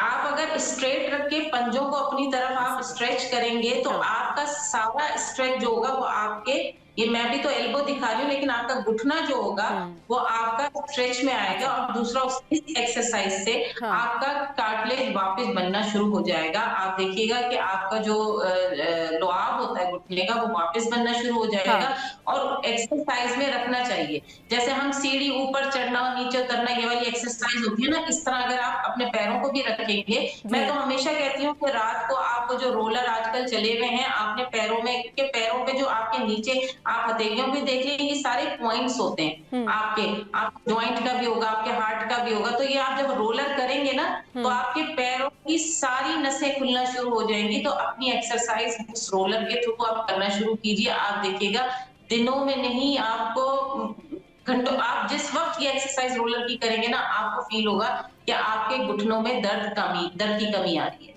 सही। अच्छा हुमैरा, टाइम क्योंकि शॉर्ट है तो क्विकली बताइएगा कि जिन लोगों को सांस लेने में मुश्किल होती है, यानी बंद नाक को खोलने का तरीका क्या है? बंद नाक को खुलने का तरीका तो यही है कि रात को आप जब सोने लगें तो आप, मैं जो हमेशा एक तेल बताती हूँ जो बन जाता है, आपने सत पुदीना, हुँ, सत अजवाइन और सत काफूर लेके इसका ऑयल बना लेना है। और ऑयल बना के आप कोशिश कीजिए किसी टिश्यू पेपर पे वो ऑयल लगा लीजिए और उसको सूंघिए। आप देखिएगा मिनटों में आपकी नाक खुलेगी, क्योंकि वो इतना तेज उसका फ्यूम्स होते हैं ना हुँ, कि वो नाक की नाक खोलेंगे ही खोलेंगे। और दूसरी चीज ये है कि रात को सोने से पहले आपने स्टीम लेनी है। हुँ, स्टीम से क्या होता है कि जो आपकी ब्लॉकेज आ रही होती है ना नाक की तरफ से, तो हुँ, वो ब्लॉकेज आपकी खुल जाती है। तो कोशिश करें आप स्टीम लें। और ये जो मैंने ऑयल बताया है ये बेसिकली ऑयल होता नहीं है, फॉर्म में सारी चीजें होती हैं और जब आप मिक्स करके रखते हैं तो ये ऑयल बन जाता है। इसे अमृत धारा ऑयल कहते हैं। ओके। ये ऑयल बन जाएगा और इसके फ्यूम मैंने कहा टिश्यू पे ले रख के आप सूंघिए, आप देखिए आपकी नाक खुल जाएगी इससे। ठीक है, बहुत शुक्रिया हुमैरा, आप हमारे साथ थी, आपके टाइम के लिए शुक्रिया और बहुत अच्छी रेमेडीज़ हुमैरा ने मेरे साथ में शेयर की। शो में यहाँ वक्त एक ब्रेक का, ब्रेक के बाद वापस आएंगे, हेडलाइंस ब्रेक के बाद वापस आएंगे, फिर आपको बड़ी ज़बरदस्त पर्सनैलिटी से मिलवाएंगे। आज हमारे पास एक सरप्राइजिंग पर्सनैलिटी है और अभी सरप्राइज डिस्क्लोज नहीं करती, ब्रेक के बाद वापस आएंगे तो फिर बताऊँगी। Stay with us. Welcome back. बात करते हैं वेट लॉस के हवाले से, लेकिन आज मैं आपके साथ में वेट लॉस की कोई रेमेडी शेयर नहीं करने लगी हूँ। मैं आपको ये नहीं बता रही हूँ कि जी आप ये रेमेडी करें तो आपका जो है वो वज़न कम हो जाएगा। आज हम बात करेंगे कि वो लोग जो हकीकत में बहुत ज़्यादा परेशान हैं बढ़ते हुए वज़न को लेके, वो लोग जिनसे अपनी एपेटाइट कंट्रोल नहीं होती, यानी भूख कंट्रोल नहीं होती, वो लोग जिनको वाकई ये प्रॉब्लम है, सिवियरिटी है कि अगर उनका वज़न कम नहीं हुआ तो उनको सेहत के बाकी खतरात भी लाहक हो सकते हैं। तो इसके ऊपर बात करने के लिए आज हमें ज्वाइन किया है डॉक्टर फ्रेया अशरफ ने, जो कि कंसल्टेंट हैं, सर्जन हैं और पटेल हॉस्पिटल से इनका ताल्लुक है। इनको शो में वेलकम करते हैं। अस्सलाम वालेकुम, welcome to the show. Good morning, कैसी हैं आप? वालेकुम अस्सलाम, अल्हम्दुलिल्लाह। आप बताइए कैसी हैं? मैं बिल्कुल ठीक ठाक। अच्छा डॉक्टर साहब, ये बताएं कि हम वज़न कम करने के हवाले से कई रेमेडीज़ भी सुनते हैं, कई ट्रीटमेंट्स भी होते हैं, लेकिन आज आप हमें जो सर्जरी के बारे में बता रही हैं, बैरिकेड सर्जरी, ये क्या है, कैसे काम करती है और किन लोगों के ऊपर ये इम्प्लीमेंट करना चाहिए? ये सर्जरी बेसिकली किन लोगों के लिए है? ठीक है। अच्छा, सबसे पहले तो जो बेरियाट्रिक सर्जरी है, इसको अगर हम इजियर टर्म में डिफाइन करें तो इसको वेट लॉस सर्जरी कहा जा सकता है। और किन लोगों के लिए है? ये उन लोगों के लिए है जो अपने वजन से परेशान हैं। सबसे पहले तो ये चीज समझना बहुत इंपॉर्टेंट है कि जो ओबेसिटी है वो एक डिजीज है। इसकी रिकॉग्निशन अभी तक हमारी सोसाइटी में है ही नहीं। मोटापे को सेहत से या हेल्थ से एसोसिएट किया जाता है, यानी जो पतला है वो कमजोर है और जो मोटा है वो सेहतमंद है। तो सबसे पहले तो इस चीज को रियलाइज करवाना कि obesity is itself a disease. ये एक बीमारी है जिसके बहुत सारे फैक्टर्स हैं। Yes. और अपने साथ ये बहुत सारी बीमारियों को साथ लेकर आती है, यानी एक ऐसा स्पेक्ट्रम लेकर आती है कि एक दफा एक पेशेंट का वजन बढ़ा तो वो प्रीडिस्पोज हो जाता है टू नंबर ऑफ कंडीशंस। तो obesity itself is a disease जिसके लिए एक्टिव ट्रीटमेंट की जरूरत है। हम ये वाली चीज तो सोचते ही नहीं। हमें ये लगता है कि मोटापा है, ठीक है, हम थोड़ी सी डाइट कर लेंगे, थोड़ी एक्सरसाइज कर लेंगे, ये ठीक हो जाएगा। ऐसा नहीं है। जैसे बाकी बीमारियों को इलाज की जरूरत है और कुछ बीमारियां ऐसी होती हैं जिनको सर्जिकल ऑप्शंस की जरूरत होती है, एग्जैक्टली इसी तरह ओबेसिटी को भी इलाज की जरूरत होती है। बात करें अगर बेरियाट्रिक सर्जरी की, तो बेरियाट्रिक सर्जरी उन पेशेंट्स के लिए है जिनका वजन उनके नॉर्मल बीएमआई से या आइडियल बीएमआई से ज्यादा है। हम अगर बॉडी वेट को हाइट के साथ कोरिलेट करें तो एक टर्म है, बहुत कॉमन है, लोगों को इसका पता होता है, उसको बॉडी मास इंडेक्स कहते हैं। बिल्कुल। जो नॉर्मल बीएमआई एशियन पॉपुलेशन का है वो 23 है। All around the world normal BMI 25 तक लिया जाता है। सही। लेकिन जो एशियन की पॉपुलेशन है वो लोअर बीएमआई पर ज्यादा प्रीडिस्पोज है टू ओबेसिटी और उसके कॉम्प्लिकेशंस। तो हमारा जो नॉर्मल बीएमआई है, तो ये चीज मैं आपके थ्रू बताना चाहूंगी कि इट्स 23, इट्स नॉट 25। लोग 24.5 पर अपने आप को नॉर्मल समझते हैं, ये ओवरवेट में आ जाता है। ओके, ठीक। तो जिन लोगों का इससे ज्यादा है और उनके साथ बहुत सारी बीमारियां लगी हुई हैं, स्पेसिफिकली उन लोगों के लिए सर्जरी है। 27.5 से ज्यादा जो भी बीएमआई वाले लोग हैं वो डाइट या एक्सरसाइज से कितनी भी कोशिश कर लें, अपने टारगेट वेट या आइडियल वेट तक नहीं आ सकते, और अगर आते भी हैं तो वो बहुत शॉर्ट टर्म रहता है। तो जो बेरियाट्रिक सर्जरी है वो बेसिकली एक long term sustainable treatment option है जिससे लोग अपना आइडियल वेट या closer to ideal weight achieve कर सकते हैं। सही। अच्छा, अब ये बताएं कि अगर किसी को ये सर्जरी करवानी है तो उसके लिए उसको क्या प्रोसीजर करना होगा? पहले जाके डॉक्टर से मिलना होगा डेफिनेटली, और फिर बताना होगा कि मैं अपना वज़न कम करना चाहता हूँ। लेकिन क्या ये सर्जरी वो लोग भी करा सकते हैं जिनका आपने बताया कि जी जिनका बीएमआई जो है, बॉडी मास इंडेक्स जो है वो 23 से अबव है, या स्पेसिफिकली लोग जो है ये ट्रीटमेंट करवा सकते हैं? क्योंकि यूजुअली लोग इसको जो कहते हैं सर्जरी के बारे में, वो ये कहते हैं कि इस सर्जरी को करवाने के बाद जो है भूख जो है वो आपकी कम हो जाती है, लेस एपेटाइट हो जाती है। मतलब इसका जो गहरा ताल्लुक है, क्या वो मैदे से भी है, स्टमक से भी है? अच्छा देखिए, 23 एंड अबव जो है दैट इज ओवरवेट। 27.5 के ज्यादा जो भी बीएमआई वाले पेशेंट्स होते हैं उनको हम बेरियाट्रिक सर्जरी ऑफर कर सकते हैं। अच्छा। स्पेसिफिकली अगर उनके साथ और बीमारियां हो, जैसे डायबिटीज है, ब्लड प्रेशर है, हार्ट के इश्यूज हैं, या स्नोरिंग है, रात में खराटे लेने का प्रॉब्लम है, ओएस है, इस तरह के डिजीजेस के साथ हम पेशेंट्स जो 27.5 और अबव हम सारे पेशेंट्स के अंदर बेरियाट्रिक सर्जरी ऑफर करते हैं। करना क्या होता है, सबसे पहले तो ये चीज रिकॉग्नाइज करनी होती है कि I have a problem and I need treatment for it. Right. और उसके लिए फिर आपको आकर कंसल्ट करना होता है। अच्छा, जरूरी नहीं है कि आप बेरियाट्रिक सर्जन के पास ही जाएं, आप सबसे पहले अपने प्राइमरी केयर फिजिशियन के पास भी जा सकते हैं। वो इस चीज को रिकॉग्नाइज करेगा कि पेशेंट को किस चीज की नीड है। अच्छा, 23 एंड अबव से लेकर 27.5 तक there are other options as well जिनको हम एक्सप्लोर कर सकते हैं rather than bariatric surgery. Okay, what तो आर अगर हमारे पास पेशेंट ऐसा आया होता है जो कि डाइट, एक्सरसाइज, जिम कर चुका है, मेडिकल थेरेपी फॉर ओबेसिटी ले चुका है और उसके बाद भी चीजें कंट्रोल में नहीं आ रही, तो फिर हम उसको बेरियाट्रिक सर्जरी ऑफर करते हैं। सिंपल प्रोसीजर होता है, आपको ओपीडी में आना होता है, हम थोड़ा सा वर्कअप करते हैं जस्ट टू रूल आउट के कोई और कॉज ऑफ ओबेसिटी तो नहीं है, कोई हार्मोनल प्रॉब्लम्स तो नहीं है। जब ये सारी चीजें रूल आउट हो जाती हैं, पेशेंट की साइकोलॉजिकल असेसमेंट प्रॉपरली हम करवा कर देख लेते हैं, उसके बाद फिर हम बेरियाट्रिक सर्जरी की तरफ जाते हैं। हाँ, बिल्कुल आपने सही कहा, इससे भूख कम हो जाती है, भूख पेशेंट को कम लगती है। स्टमक से ताल्लुक है, 2 तरह की सर्जरीज होती हैं, एक में हम स्टमक का साइज कम कर देते हैं और अच्छा। दूसरे में हम स्टमक का साइज भी कम करते हैं और साथ में स्मॉल बावल या इंटेस्टाइन का जो थोड़ा सा पार्ट होता है उसे भी बाईपास कर देते हैं। तो दोनों सूरतों के अंदर जो चीज पेशेंट को हेल्प करती है, तो उसको भूख कम लगती है नंबर 1, दूसरी उसकी एब्जॉर्प्शन कम हो जाती है। इन केस किसी वक्त उसने बिंज ईटिंग कर भी ली, जो कि बहुत लेस लाइकली होता है आफ्टर सर्जरी, तो एब्जॉर्प्शन भी कम होती है जिसकी वजह से पेशेंट को लॉन्ग टर्म वेट लॉस होता है। साथ साथ जब हम स्मॉल बावल को बाईपास करते हैं तो बहुत सारे ऐसे हार्मोन्स हैं जो बॉडी के अंदर शुगर को कंट्रोल कर रहे होते हैं, ब्लड प्रेशर्स को कंट्रोल कर रहे होते हैं, तो वो सारे हार्मोन्स का भी बैलेंस शिफ्ट हो जाता है टुवर्ड्स हेल्थ।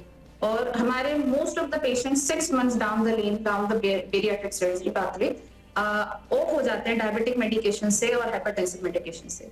सही। अच्छा, जिस तरह से आपने कहा ना कि आप मैदे का साइज कम कर सकते हैं और दोनों ऑप्शंस हैं इसमें कि इंटेस्टाइन भी जो है उसके ऊपर भी काम हो सकता है, तो बहुत सारे लोगों को हेपेटोमेगली होती है, उनको बार बार भूख लगती है, उनकी इनलार्जमेंट होती है स्टमक की, वो लोग भी इस सर्जरी की तरफ आ सकते हैं?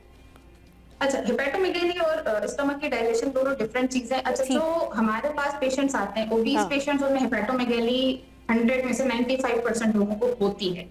उसका रीजन क्या होता है? ये फैट डिपोजिशन होती है लिवर के ऊपर। जब भी आप बहुत ज्यादा एक्सेस कैलोरीज ले रहे होते हैं आपकी टमी, आपकी थाइस के ऊपर या आपके आर्म्स के ऊपर, फैट अक्यूमुलेट होने लगता है। जब यहाँ हो जाता है उसके बाद सेंट्रल ओबेसिटी स्टार्ट होती है। सेंट्रल ओबेसिटी क्या होती है कि जो चीज हमें नजर नहीं आ रही है उसमें भी फैट जा रहा है। फॉर एग्जाम्पल लिवर, तो लिवर के ऊपर जब फैट अक्यूमुलेट होना शुरू हो जाता है तो वो बड़ा हो जाता है, उसको हम हेपेटोमेगेली कहते हैं।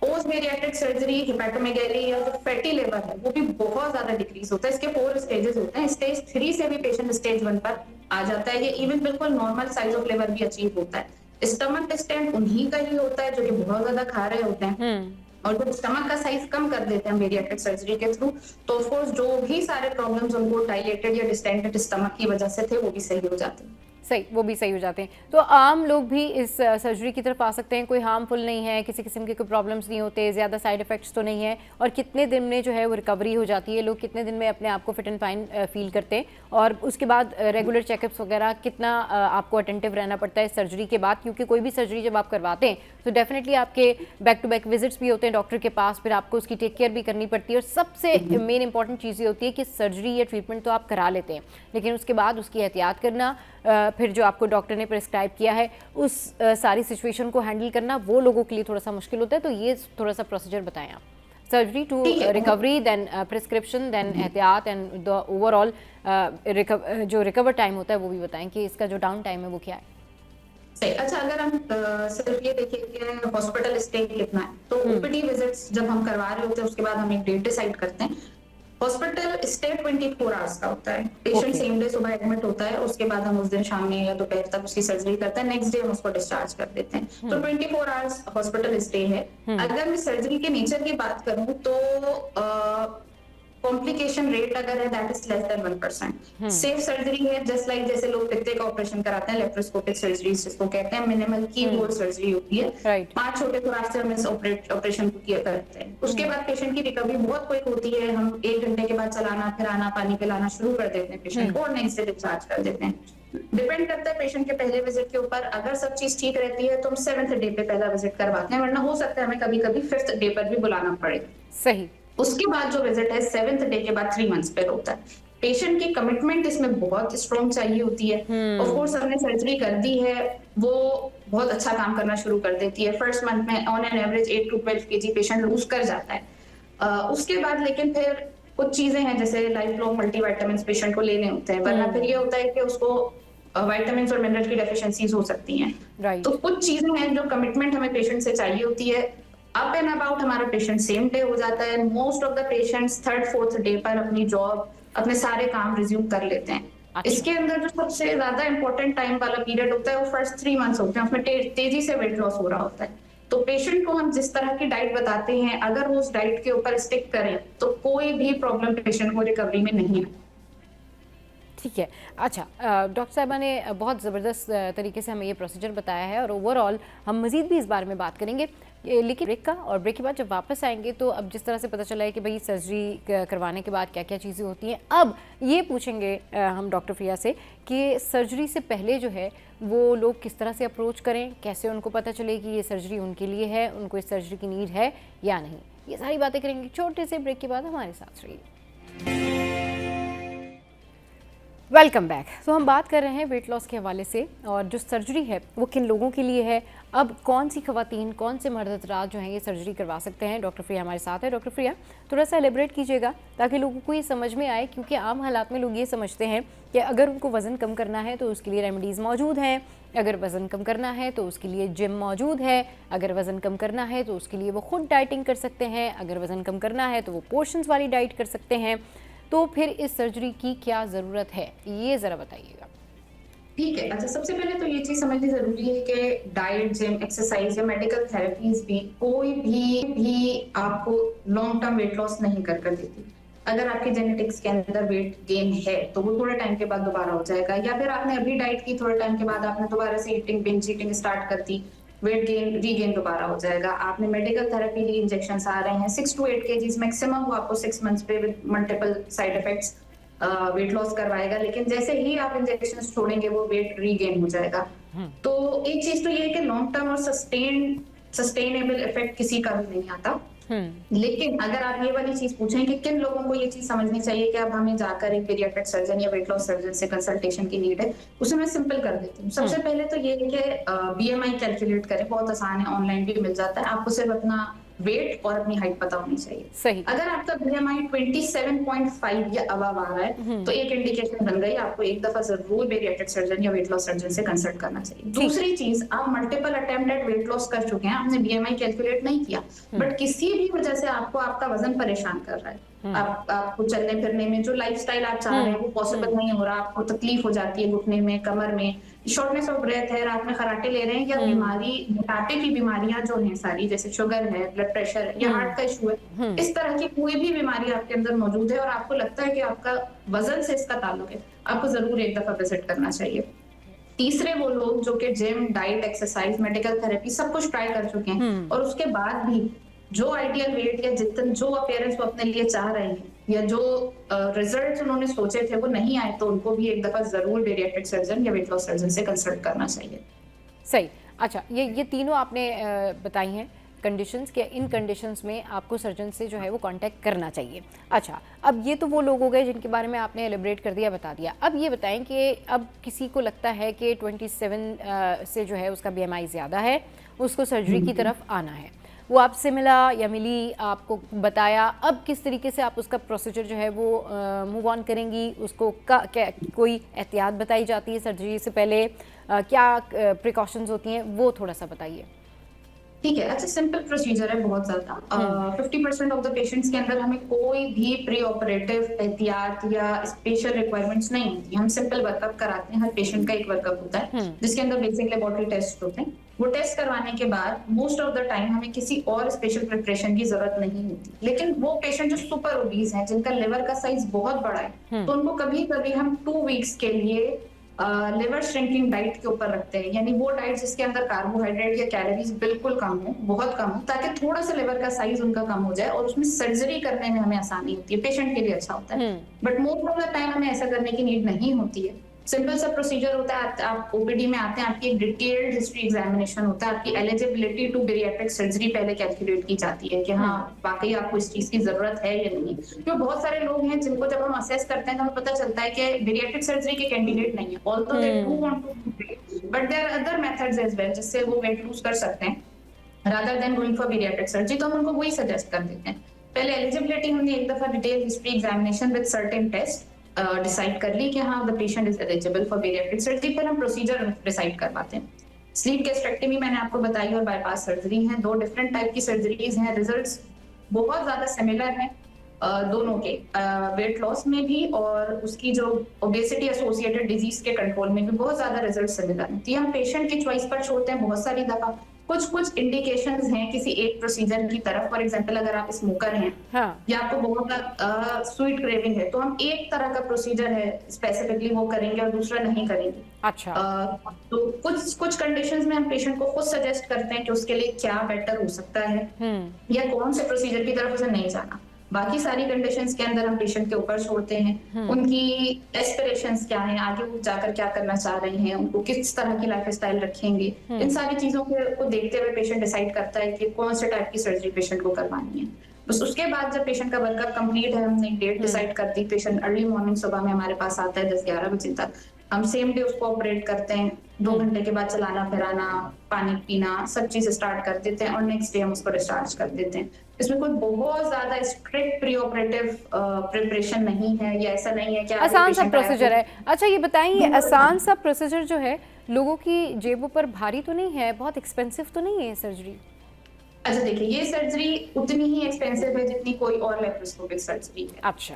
हम जो कर रहे हैं एट पटेल हॉस्पिटल, हम one of the most affordable type of surgery कर रहे हैं। अच्छा। इस वक्त यहाँ पर पटेल हॉस्पिटल में रेट सबसे कम है। अगर आप पूरे कराची में कहीं जाकर देखेंगे तो बेरियाट्रिक सर्जरी के जो लोएस्ट रेट्स हैं वो हमारे पास हैं। रीजन ये है कि पटेल हॉस्पिटल और हम बजाते खुद जो हमारी टीम है, दोस्ती की team, that means diabetes and obesity treatment initiative, ये जो हम लोग मिलकर काम कर रहे हैं, इसमें हम कॉज बेस पे काम करते हैं। हमारा काम है, हमारा एम है ओबेसिटी को ट्रीट करना और उससे रिलेटेड जो भी कोमोर्बिडिटीज हैं जैसे शुगर है, स्पेसिफिकली डायबिटीज, उसको कंट्रोल करना। तो जब आप कॉज बेस्ड काम करते हैं ना, तो फिर आप उसके एक्सपेंसेस बहुत ज्यादा नहीं रखते।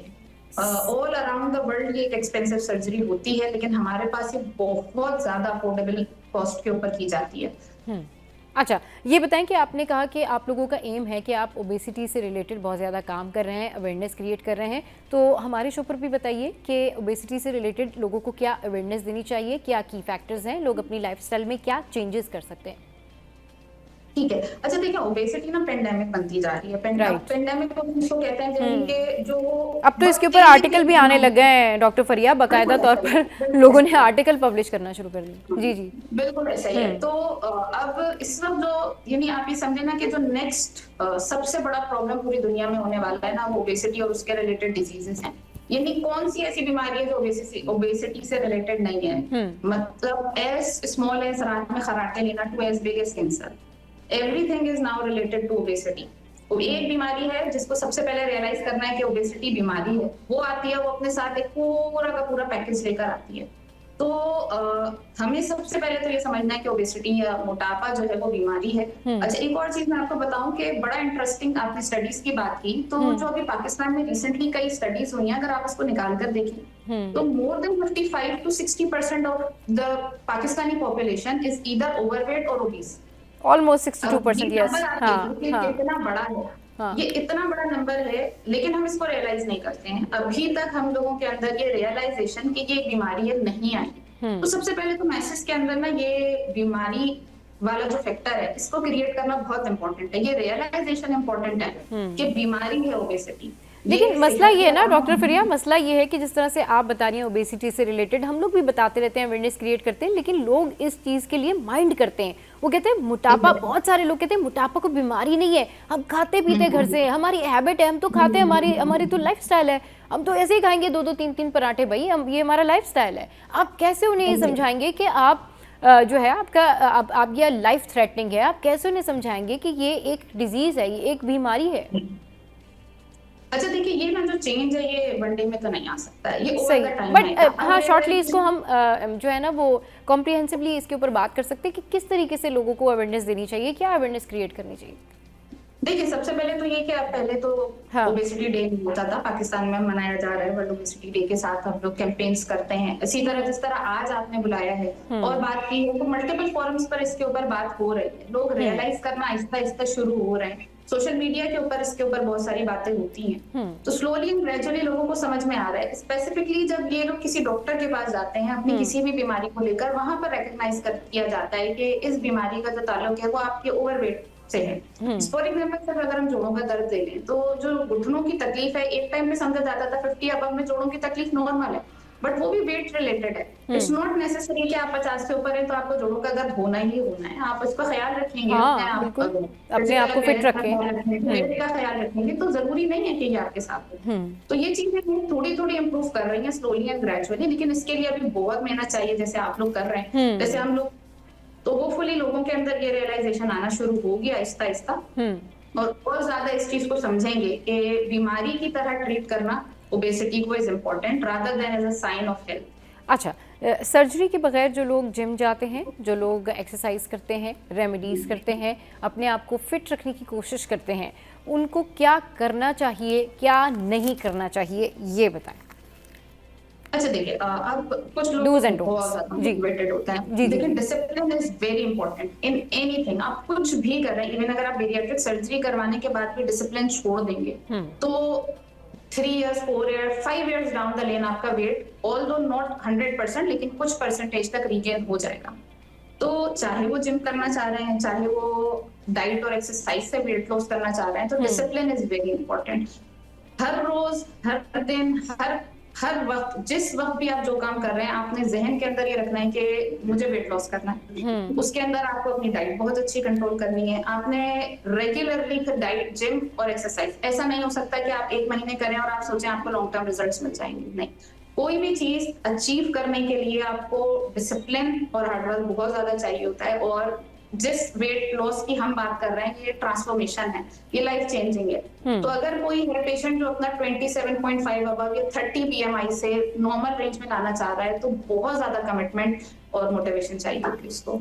सही। अच्छा, कमिटमेंट की बहुत ज़्यादा ज़रूरत होती है, मोटिवेशन की बहुत ज़्यादा ज़रूरत होती है। लोगों को आप क्या सजेस्ट करेंगी कि आप देखती हैं कि जो लोग ओबेसिटी का शिकार हैं, उनकी अपनी सराउंडिंग में लोग उनको किस तरीके से मोटिवेट कर सकते हैं, उनको ये बता सकते हैं कि you have to lose your weight, ये डिज़ीज़ है, ये प्रॉब्लम है, ये आपको लेथार्जिक कर रही है, ये आपका जो प्रोसेस है, लाइफस्टाइल है, उसको स्लो कर रही है, ये आपके ब्रेन के ऊपर इफेक्ट करती है, जस्ट लाइक आपका जो थॉट प्रोसेस है वो भी स्लो करती है।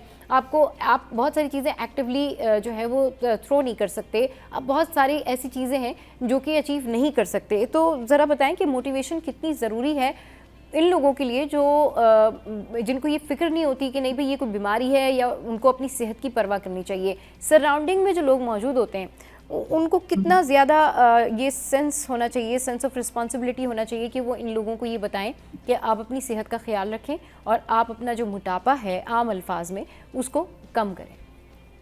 ठीक है, देखिए आपने जैसे खुद ही कहा कि अगर किसी को हम ये वाली चीज बता देते हैं कि आप मोटे हैं, हाँ, तो और आपको इलाज की जरूरत है तो वो बुरा मानता है। जी, तो जो इर्द गिर्द के लोग हैं वो अगर इस वाली बात को समझ रहे हैं तो उनको फिर slowly and gradually Aahista Aahista इस चीज को समझाना चाहिए। और अक्सर पता है होता क्या है कि फैमिली में से किसी एक को रियलाइज हो गया कि ये प्रॉब्लम है और उसने ट्रांसफॉर्मेशन कर ली, चाहे किसी तरीके से भी की हो, चाहे डाइट से की हो, चाहे एक्सरसाइज से की हो, चाहे बेरियाट्रिक सर्जरी के थ्रू की हो, उससे बहुत मोटिवेशन मिलती है।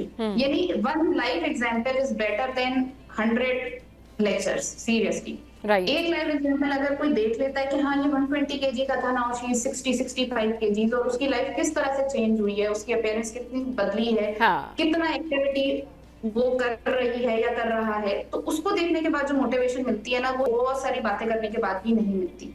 सही। तो हर फैमिली में या हर गैदरिंग में अगर एक एग्जांपल ऐसी हो जिसने एक्चुअली इस चीज को रियलाइज किया हो कि I need to do something for my weight, और उसके बाद उसने ट्रांसफॉर्म किया हो खुद को, चाहे किसी तरीके से भी, तो वो सबसे हाईएस्ट सोर्स ऑफ मोटिवेशन है। बिल्कुल बिल्कुल, बहुत शुक्रिया डॉक्टर फरिया अशरफ हमारे साथ मौजूद थी। और मोटिवेशन बहुत ज़रूरी है, अपने अंदर जो मेटामॉर्फोसिस होते हैं ना, ये ज़रूर रखने चाहिए, ज़रूर लाइफ में चेंजेस करने चाहिए, मगर पॉजिटिव जो है वो आपको रखना चाहिए और पॉजिटिव आपको अपनी इंटेंशन रखनी चाहिए ताकि आप जो भी चीज़ अचीव करें वो अचीव कर सकें, अचीवेबल हो। शो में अब वक्त तो एक ब्रेक का, ब्रेक के बाद वापस आएंगे तो हम आपको मिलवाएंगे एक बहुत प्यारी सी पर्सनैलिटी से, मुझे भी बहुत पसंद है और आपको भी बहुत पसंद है।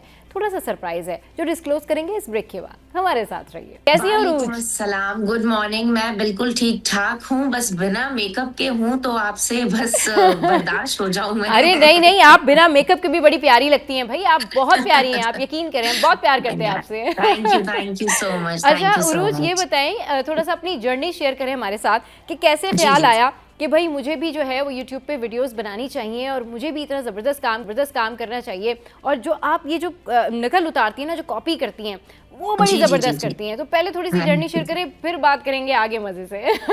ये मैंने जब मेरा बेटा माशाल्लाह 5 साल का होने वाला है, जब वो 5 महीने का था तब मैंने ऐसे ही मस्ती मजाक में एक वीडियो बनाई थी एंड वो वायरल हो गई थी और वो तब मस्ती मस्ती चल रही थी। देन उसके बाद दोबारा से थोड़ा सा कुछ ट्राई किया तो मुझे रिस्पॉन्स लोगों का जो है वो बहुत अच्छा लग रहा था। पर तकरीबन माशाल्लाह से मुझे 2 से 3 साल हो गए हैं, 3 साल हो गए ऑलमोस्ट, जो है वो मैं अपना कंटेंट जो है वो कंटिन्यू कर रही हूँ सारा कुछ। तो इस तरह से मेरी जर्नी स्टार्ट हुई थी। 1-2 वीडियो वायरल हुई, उसके बाद फिर मैं करती गई, लोगों का रिस्पॉन्स देखती गई, क्या लोगों को ज्यादा अच्छा लग रहा है, पसंद आ रहा है, तो फिर बस वही जो है ना वो सारा कुछ मैंने परस्यू किया। सही, फिर आपने सोचा कि भाई ये तो लोग बड़ा अप्रिशिएट कर रहे हैं, बड़ा पसंद कर रहे हैं, तो व्हाई नॉट इसको प्रोफेशनली भी कर लिया जाए। ऐसे ही है, बिल्कुल ऐसा ही है। और अब तो ये पूरा एक कंटेंट क्रिएशन पूरी एक आपका जो है वो प्रोफेशन बन चुका है और वाकई आपने सही कहा कि इससे लोग माशाल्लाह से अच्छा अर्न भी कर रहे हैं, तो बस वो वाला सीन है। सही। अच्छा, तो पहले ये बताएं कि ओवरऑल दिन में क्या मसरूफियत रहती है, कितने आपको वीडियोस अपलोड करने होते हैं, और जो आपका कंटेंट है वो आप ऐसे बैठे बैठे डिसाइड कर लेती है कि आज मैंने सास नंद पे बात करनी है, आज मैंने दामाद पे बात करनी है। आपको जो अकड़ू दामाद वाला जो वीडियो है ना, आई रियली लाइक दैट, मुझे बड़ा पसंद आया। वो मुझे भी बहुत ज्यादा था क्योंकि वाकई में सच में ऐसा ही होता है, चाहे मेरे हस्बैंड भी क्यों ना हो, भाई जैसे ही आप अंदर एंटर हुए हो, अगर मेरे पेरेंट्स आए हुए हैं तो पहले सलाम कर लो, देन आप जो है ना वो चेंज कर लो अपने काम। नहीं, पहले वो चेंज करेंगे, सारा सब करके आएंगे, फिर कहेंगे हाँ भाई अस्सलाम वालेकुम ये वो, और मोबाइल में लगे हुए हैं लोग, बैठे हुए हैं, कोई परवाह नहीं है। ऐसा होता है और वो रियलिटी है। मैं सच बता रही हूँ, मेरे हस्बैंड भी ऐसे ही करते हैं। अच्छा? और ऐसा नहीं करना चाहिए, सच बता रही हूँ। ये क्यों करते हैं लोग मुझे नहीं पता, मुझे बहुत बुरा लगता है। और डेली रूटीन मेरी ऐसी होती है, सुबह जो है वो माशाल्लाह से मेरा जो बेटा है बड़ा वाला वो स्कूल जाता है, माशाल्लाह 2 बेटे हैं, एक माशाल्लाह 2.5 है, एक 4.5 है, तो वो स्कूल जाते हैं। देन उसके बाद फिर उठ गई, सारे काम शाम किए, कुछ खाना शाना ये सारा कुछ बनाया, एंड देन उसके बाद फिर ये मैं डिसाइड जो है वो तब करती हूँ, जैसे कभी कोई जगह पर गई हुई हूँ कुछ भी, तो मैं जरा देखती हूँ क्या चल रहा है, क्या हो रहा है, लोग भी मुझे थोड़ा फीडबैक देते हैं। फिर उस तरह से एक दिन मुझे जोश उठता है और बैठ के मैं जो है ना 4-5 वीडियो अच्छी बना लेती हूँ। देन उसके बाद उसको पोस्ट करती हूँ। तो यूट्यूब पे मेरा चैनल है उरूज इस्माइल, वो भी मेरा चल रहा होता है, डेली व्लॉग्स वगैरह, और बाकी वीडियोस चल रही होती है सारे प्लेटफॉर्म्स पे। अच्छा उरूज, बहुत सारे लोग ना आपका जैसा कंटेंट बनाने की कोशिश भी करते हैं मगर उनको शायद वो कामयाबी नहीं मिलती।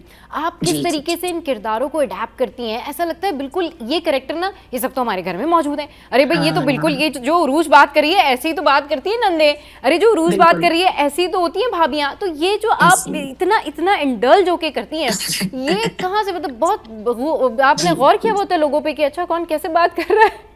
ऐसे ही है। एक तो कंसिस्टेंसी जो है ना इज अ की ऑफ सक्सेस के, जो लोग चाहते हैं ना तो वो लोग कुछ ना कुछ करते रहे तो इंशाल्लाह कुछ टाइम बाद आपको जो है ना उसका आउटपुट मिलता है। अदरवाइज मेरा ये रहता है कि ये सच है कि लोग मुझे पहले तो जब मैं स्टार्ट किया था ना तब नहीं, लेकिन अब मुझे लोग अपनी स्टोरीज सुनाते हैं, हमारे साथ ऐसा हुआ, ये हुआ, वो हुआ, और मैं बहुत ज्यादा देखती हूँ कि लोगों के साथ क्या हो रहा है। फॉर एग्जाम्पल मेरी एक दोस्त थी, शादी से पहले मुझे कहती थी तुम ये बहुत गंदी गलत वीडियोस बनाती हो, तुम घर खराब कराती हो, ये वो। अब उसकी शादी हो गई ना, वो कहती है और जो चीजें बिल्कुल ठीक वीडियो बना हो रही है। तो ये चलता है, मैं बहुत देखती हूँ कि क्या हो रहा है क्या नहीं हो रहा। कुछ चीजें जो है ना वो अपने खुद के अंदर से भी आ रही होती हैं, तो इस तरह से जो है वो चल रहा होता है। सही। अच्छा, तो अभी रिसेंट जो आपने वीडियोस बनाई हैं वो बड़ी जबरदस्त वीडियोस हैं, तो उसके आइडियाज कहाँ से है? कोई रिसेंटली आपके साथ ये वाकयात हुए, ये सराउंडिंग में आपने देखे, आपने सोचा नहीं भाई ये मैंने वीडियो बना देनी है? जो आप की एक वीडियो थी जिसमें आप भी बैठी हुई हैं और एक और खातून भी है, मैं अभी उस वाले से भी पूछूंगी कि जो बाकी वीडियो में लोग नजर आते हैं वो कौन कौन है। मैंने देखा कि आप लड़ रही हैं अपनी आपकी कोई बहन है, आप कह रही हैं जी तुम क्यों आई अम्मी के घर रहने के लिए? ये कल ही की वीडियो है और कल ही बनाई थी मैंने, कोई कंटेंट मेरे पास था नहीं तो मैंने कहा चलो आओ यार एक कंटेंट बनाते हैं। हाँ। तो वो प्री प्लान था सारा, और एक्चुअली ऐसा ही होता है कि जब सिस्टर्स जो है ना वो घर में आती हैं हाँ। तो दो बहनें एक साथ आ गई, बच्चों पे लड़ाई हो रही है। खैर वो तो बहुत ओवर था मेरा, इतना भी नहीं होता, बल्कि बहनें तो कॉल करके कहती हैं भाई तुम भी आ जाओ हम भी आ रहे हैं, लेकिन तुम भी आ जाओ हम भी आ रहे हैं, बुलाते जरूर हैं, पर फिर ये होता है कि भाई तुम क्यों आई, लड़ाई हो गई, कुछ हो गया, तुम ये कर लो तुम वो कर लो, इस तरह से होता है। तो वो जो है ना वो बस मेरे दिमाग में अचानक से आइडिया आया। और वैसे एक और चीज ये है कि प्री प्लान करके जो वीडियोस बनाते हैं वो उतनी अच्छी वायरल उतनी नहीं जाती हैं समटाइम। जो आपने ऐसे ही रैंडमली कुछ बनाया होता है ना पागलों वाला, हाँ। वो ज्यादा लोगों को अच्छा लगता वो है, पता ज्यादा नहीं लोगों क्यों को अच्छा ऐसा लगता है। और होता समटाइम्स आप सोचते हैं इस पे तुमने इतनी मेहनत की थी, अच्छा इसका ऐसे तो ही। उसके तो इतने व्यूज नहीं आए, लेकिन ये तो ऐसे रैंडम ही। था, ये बड़ा हिट हो Exactly. गया। तो उरूज ऐसे मैं ही, चाहूंगी ऐसे कि ही। हमें भी आप थोड़ा सा जो है वो लाइव बताएंगे किस तरीके से नंदे जो है वो अकड़ दिखाती हैं और क्या कुछ होता है, जरा प्लीज हो जाए। बिल्कुल बिल्कुल, जैसे फॉर एग्जाम्पल कि भाई हाँ अरे भैया हमारी ना हमें बता रही हैं, तौबा अल्लाह माफ करे, कि भाई अपनी अम्मी के घर मत जाया करो, अपनी अम्मी से बात मत करा करो, तौबा तौबा। और जबकि खुद ये हर वक्त जब देखो अपनी जो है ना वो खुद की अम्मी के घर पे आके बैठी होती है, अपनी सास नंदों को इज्जत नहीं देती और भैया तौबा तौबा ये हमें बता रही हैं हमें बता रही है कि किस तरह से ससुराल में रहना है। अल्लाह माफ करे नंदो भाई, पहले जाओ जाके खुद तो अमल कर लो अपनी बातों पे, फिर हमें तुम समझाना और बताना तो हम अमल करेंगे।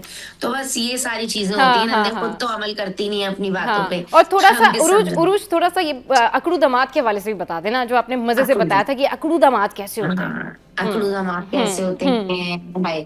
तो भाई अकड़ू दामाद इस तरह, फॉर एग्जाम्पल अब ये मेरे हस्बैंड है, मैं कह रही हूँ यार मेरी बात सुन लो, जाके 2 मिनट लगेंगे, मेरी अम्मी को सलाम करके आ जाओ। नहीं नहीं नहीं अभी रुक जाओ, आ रहा हूँ मैं, चेंज करो ये वो। तो उसमें से फिर मेरा ये होता है कि यार मतलब क्या ये क्या लगाया हुआ है, पहले सलाम कर लो, बात कर लो, हर वक्त फोन पे लगे रहते हो, जब देखो अपनी पड़ी रहती है। ये नहीं कि भाई हमारे घर में भी देख लो क्या हो रहा है क्या नहीं हो रहा है, कौन आया हुआ है, मेरे माँ बाप आए हुए हैं। हाँ अपने माँ बाप की बारी आती है तो भाई जो है ना जल्दी से जाओ, ये करो वो करो, ऐसे करो वैसे करो। हमारे माँ बाप की बात आती है तो फिर भाई तुम्हारा कोई लेना देना ही नहीं होता। ऐसा क्यों होता है भाई, ये बताओ मुझे। तो बस ये चल रहा होता भाई है। बहुत जबरदस्त, बहुत जबरदस्त। आप यकीन करें कि आप बहुत अच्छा काम कर रही हैं और इतनी Thank you. टैलेंटेड हैं आप माशाल्लाह से।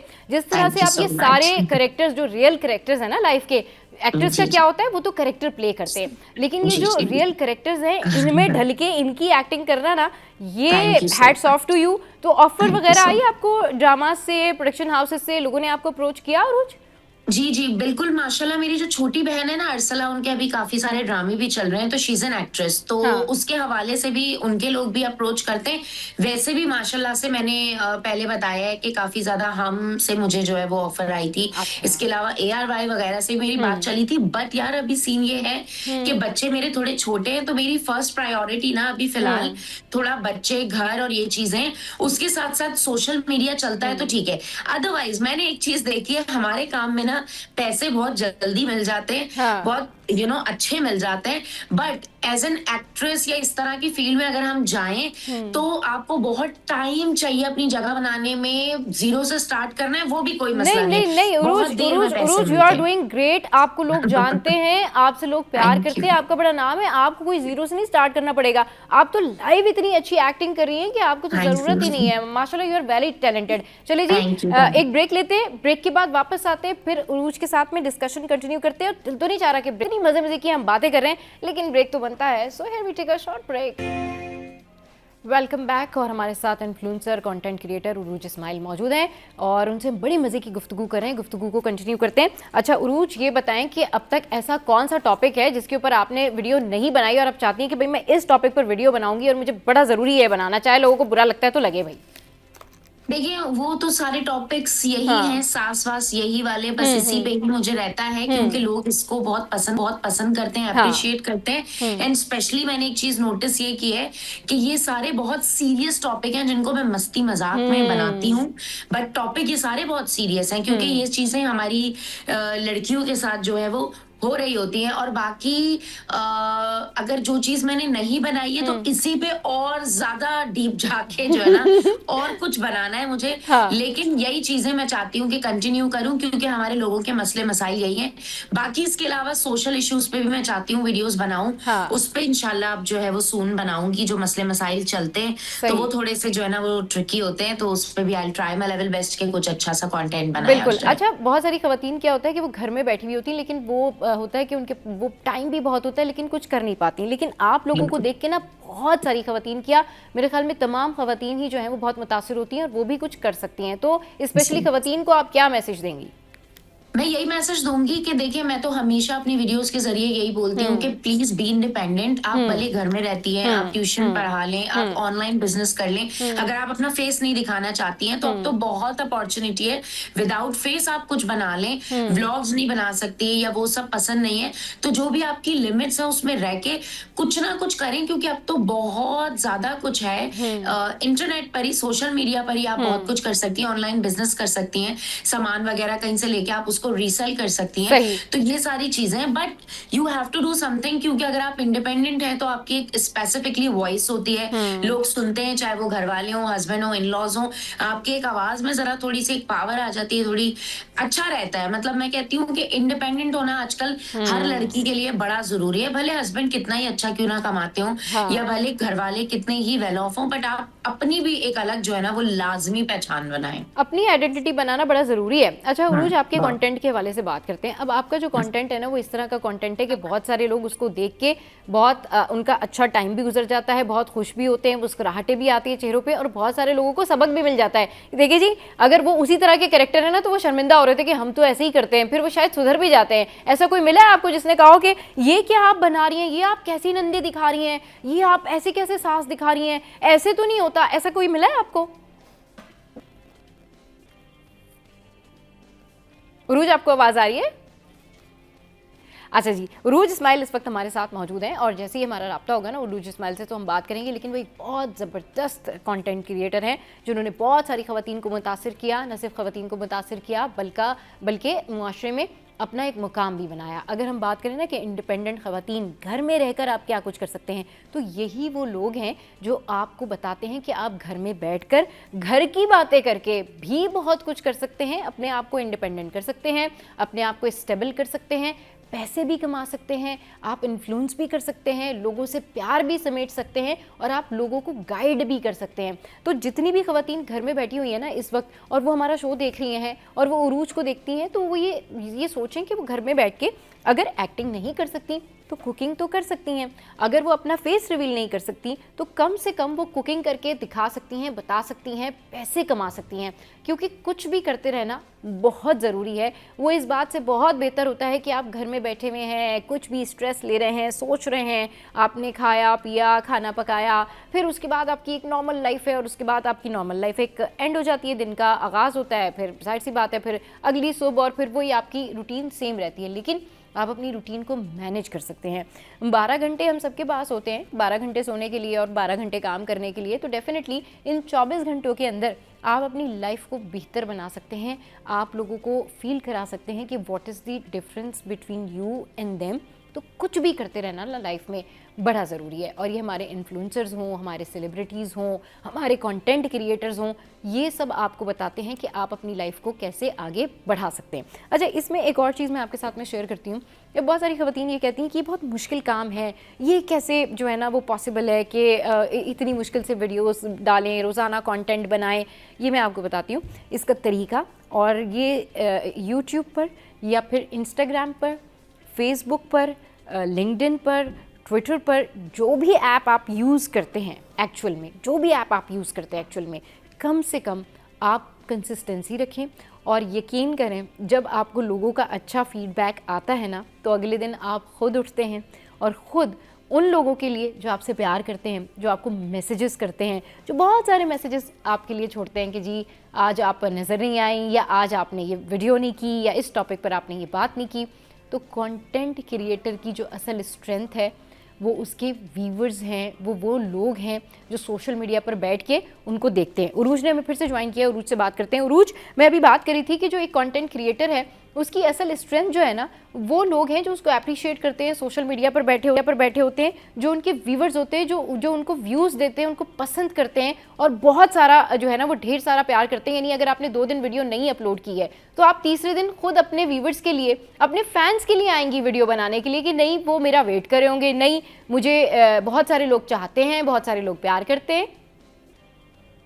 ऐसे ही कल ही मैं अपनी सिस्टर से डिस्कस करी थी कि एनी ये कंटेंट क्रिएशन, ये व्लॉग्स या ये चीजें ये फुल टाइम जॉब है। क्योंकि देखें आपने जो है ना वो कंसिस्टेंसी तो आपने रखनी है, क्योंकि अगर आपने 4 दिन वीडियोस पोस्ट की, 4 दिन नहीं की, गायब हो गए, 1 हफ्ता बनाई 1 हफ्ता नहीं, तो फिर आप सक्सेसफुल नहीं हो सकते इस फील्ड में, क्योंकि लोग बैठे हैं वो आपकी जगह ले लेंगे। बहुत सारे लोग न्यू क्रिएशन जो है ना वो सारा कुछ रोजाना डेली चलता ही रहता है। तो you have to be serious. ये पूरी फुल टाइम जॉब है, ये कोई मजाक मस्ती नहीं है। क्योंकि आपको अपनी जगह बनाने में बहुत टाइम लगता है। और मैं कहती हूँ जगह बनाना बड़ी बात नहीं है, चलो आप वायरल हो गए और आपने एक अपनी जगह बना ली, बट उसको रखना, उसको कंटिन्यू करना बहुत जरूरी है और बहुत मुश्किल है। और अपने लोगों के हिसाब से चलना, उन्हीं को खुश करके चलना, क्योंकि बिल्कुल आपने ठीक बोला है, अपनी ऑडियंस का बड़ा हमें ख्याल रखना चाहिए। जैसा उनको पसंद है ना, हमें उस टाइप की ही चीजें करनी चाहिए। हम बिल्कुल भी वो चीजें ना करें तो बेहतर है जो उन लोगों को नहीं पसंद, क्योंकि सबसे ज्यादा वही प्यार करते हैं, उनकी वजह से हम हैं। आज वो ना देखें तो फिर हम कौन होंगे? ऑब्वियसली लोगों का प्यार होता है, अप्रिसिएशन होता है। क्योंकि बहुत सारे लोग आई एम श्योर कि आपसे ये सवाल करते होंगे कि अच्छा आप कोई और कंटेंट क्यों नहीं बनाती, या आप थोड़ा सा सोशल इश्यूज के ऊपर बात नहीं करती, या आप कोई और जो है वो प्लान क्यों नहीं करती हैं व्लॉग्स। तो उस सूरत में आप क्या रिप्लाई करती हैं, या आपका थॉट क्या है? कि आप उनको ये बताती हूँ कि भाई मेरे भाइयों और बहनों, मैंने जब अल्लाह गवाह, मैंने बहुत तमीज से बात करने की कोशिश की है। मेरी बात किसी ने नहीं सुनी है। जब भी मैं प्यार से बात करती हूँ, तमीज से बात करती हूँ, कोई नहीं सुनता।